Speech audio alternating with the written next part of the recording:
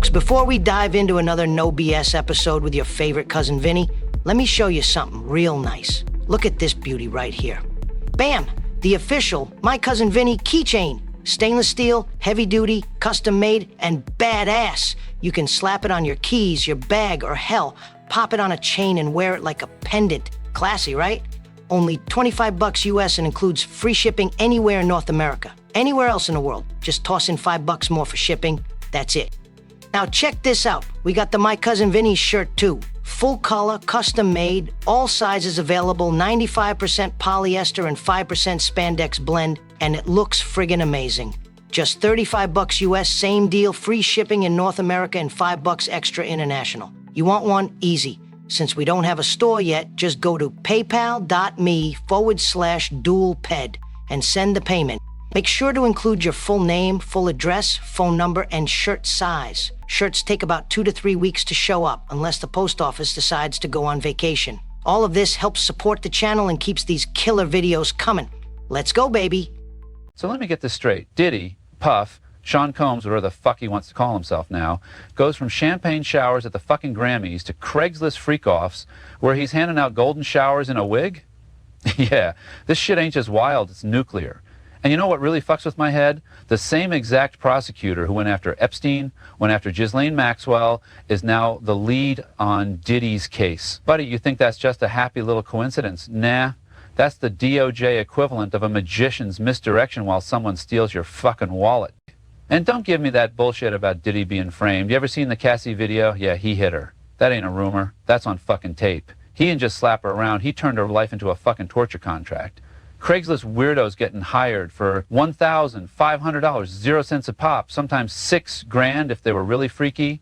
She gets drugged up, pissed on, paraded like a human prop. He wore a mask so the Johns couldn't ID him. He called himself Frank fucking Black. She wore a wig. Her name, Jackie Starr. What is this, a porno or a goddamn Marvel villain origin story?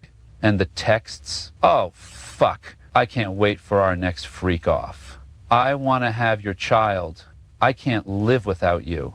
You think that clears them? You think that's romance? That's what happens when you break a person so bad they think their abuser's their fucking lifeline. This ain't one woman. This ain't one night. This is a pattern. This is fucking ritualistic madness dressed up in Versace and Ciroc bottles. And here's the kicker. Diddy didn't just get away with this shit for a few weeks. This went on for years. Why? Because the fucker was protected. Not with bodyguards, I mean by execs, lawyers, intel spooks, and billion-dollar booze deals. He had the kind of cover that makes politicians jealous. And now, that fucking house of cards is shaking. So let's talk cash, or more accurately, the giant fucking crater where Diddy's money used to be. Back in 2022, the guy was strutting around like King Midas. Forbes had him pegged at a cool $1 billion. Fast forward to now, he's sitting around 300 million, maybe 400 if you count the change in his couch cushions. That's a $600 million 0 cents nosedive.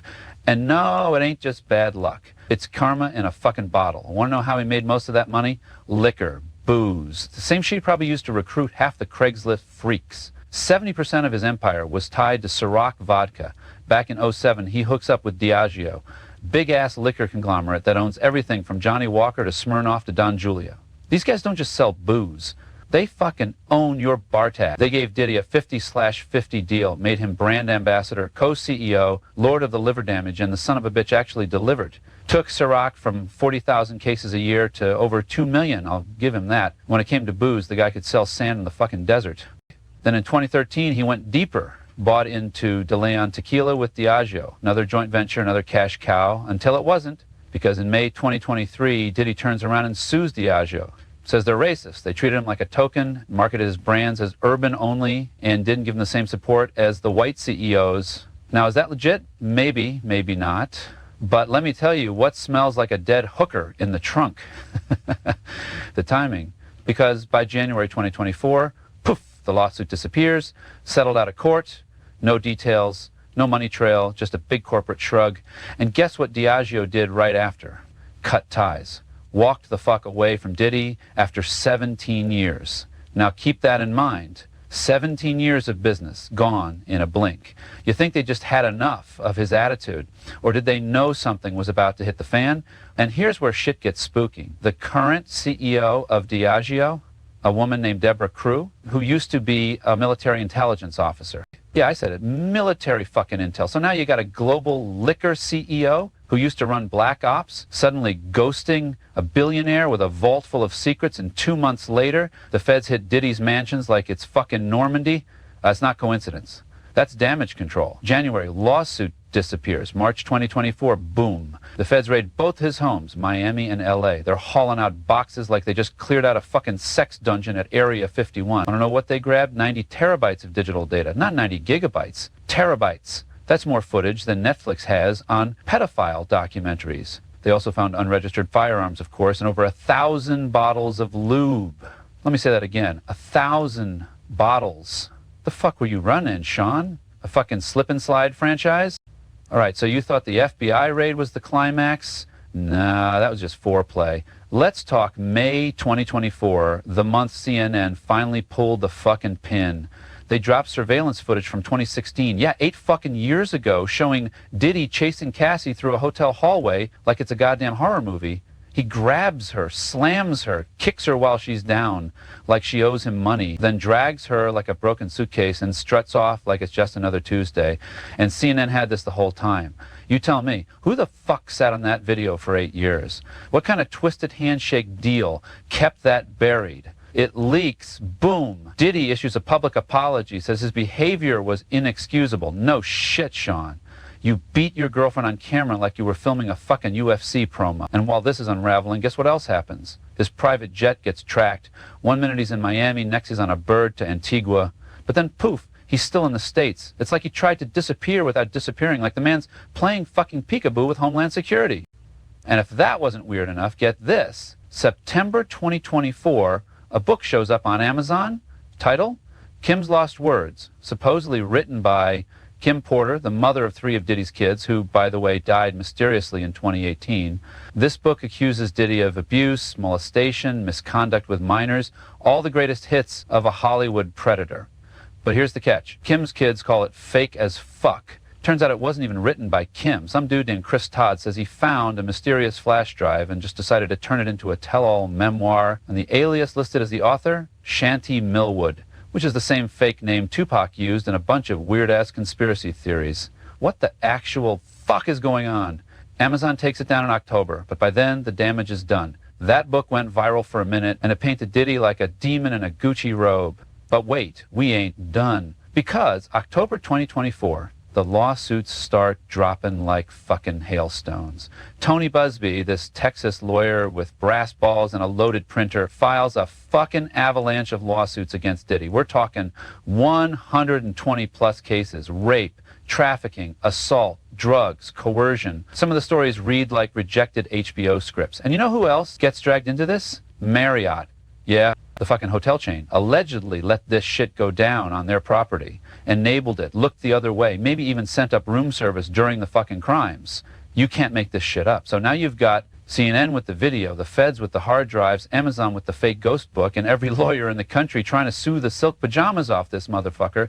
So here we are, May 2025. The stage is set, the spotlights are on, and Diddy's finally on trial. Federal charges include racketeering, sex trafficking by force, conspiracy, transportation for prostitution. Basically, he's being accused of running a full-blown criminal enterprise, not a label, not a liquor biz, but a fucking underground pleasure cartel from 2008 to 2024. And guess what? He pleads not guilty. Of course he does. They always do. He's sitting in MDC Brooklyn, no bail. You know how much his team offered? 50 fucking million, denied like a kid trying to buy beer with a fake ID. But here's where it gets shady as fuck. You know what he ain't being charged for? Sexual abuse of minors from the 90s and early 2000s. Poof, gone. Alleged murder, blackmail, arson, even an alleged car bombing of Kid Cudi's vehicle, all off the table. Why? Too old. Not enough evidence. Not enough forensic data. Translation? They're burying that shit. Civil allegations, 120 plus.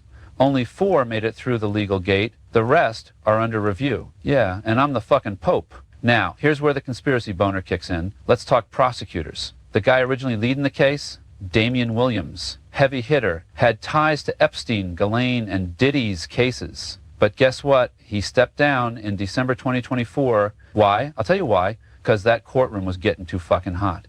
That or someone upstairs told him, time to disappear, counselor. And who takes over? Maureen Comey. That name ring a bell? Yeah.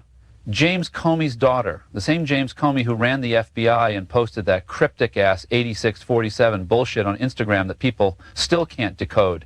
Now, Maureen, she's got a mixed record. She helped prosecute that perv doctor who assaulted Andrew Yang's wife, good, but she also helped handle Sam Bankman-Fried and didn't touch his donations to Democrats with a 10-foot pole. So now she's in charge of Diddy's case, and I gotta ask, are they really going to drop the fucking hammer? Or is this going to be another cushy elite cleanup job like Epstein, where half the real dirt never sees daylight? And before anybody starts crying about selective justice, let me give you a fucking comparison. Donald Trump paid some broad $125,000, 0 cents in hush money. What happens? He gets hit with 34 felony counts and branded a fucking insurrectionist. Diddy? Human trafficking, gun charges, 90 terabytes of God knows what. And we're still not sure if he'll even do time. You tell me who the system protects. It ain't the loudmouth ex-president who eats Big Macs. It's the industry godfathers who know too much about too many rich motherfuckers. All right, you've heard the raids, the lawsuits, the commies, the freakoffs, the vodka empire collapse. Now let's go deep. I'm talking origin story shit. See, Diddy didn't pop out of nowhere. His old man, Melvin Combs, tight with Frank Lucas, the heroin kingpin from American Gangster. Yeah, the one selling blue magic out of military coffins. Melvin was killed in a fucking drug deal gone sideways when Diddy was 3. So right out of the gate, this guy's surrounded by gangsters, guns, and dirty money. Now, fast forward, Diddy's a teen going to Mount St. Michael Academy in the Bronx. Sounds like a regular Catholic school, right?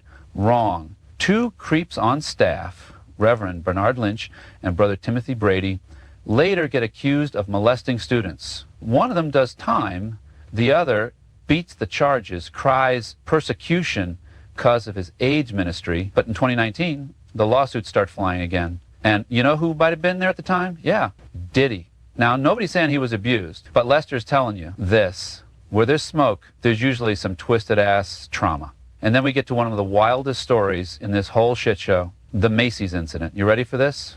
Back in 2008, Diddy allegedly rolls into a Macy's stockroom with 3 bodyguards. They find some poor guy, a stylist or some fashion grunt, and according to the lawsuit, they pistol whip him and force him to suck Diddy off while Diddy makes derogatory comments and refers to the act as echo, let me say that again, of fucking sexual assault in a department store stockroom, not backstage, not a hotel, Macy's, right next to where they sell the cologne gift sets. And what happens next? He allegedly steals his own Sean John merchandise and hands it out to customers like Santa with a head injury. The guy reports it to Macy's security. Nothing happens. 3 weeks later, he gets fired. His apartment gets pulled. Allegedly, Macy's CEO wanted to protect a multi-million-dollar deal with Diddy. Now, is all of this confirmed? No.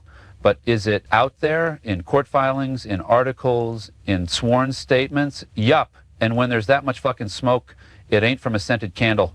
Now, here we are, May 2025. Diddy's on trial. He's got a small army of lawyers, access to dirt on a lot of rich and powerful scumbags, and a rap sheet that looks like Satan's resume. So what happens next? He gets the Epstein treatment, disappears, dies, or kills himself in a padded cell. He pulls an OJ, walks out of court smiling, talking about how he was framed by the system. Or maybe, just maybe, this cocksucker finally goes down. Not for everything. No, not for the murder shit, or the minors, or the freak show parties with NDA-covered guests, but for enough. Enough to put a stamp on it. No more protection. No more excuses.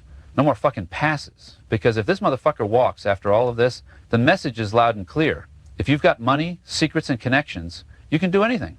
Anything. And nobody will stop you until they're fucking told to. And that, my friends, is the truth. Delivered by yours truly, Lester fucking Diamond, but the research and script was by none other than Chris fucking Dallas, the best fucking script writer on the internet, bar none. Chris Dallas and Celebrity Read Creations is the place to be, folks. Nobody else brings you stories like this, uncensored and unfiltered. So now, please do your part. Subscribe, like, share this shit. Let the world know the dirty laundry ain't just aired here. It's incinerated. I'll see you freaks next time. Unless I'm raided first. Until next time, Lester Diamond is out of here.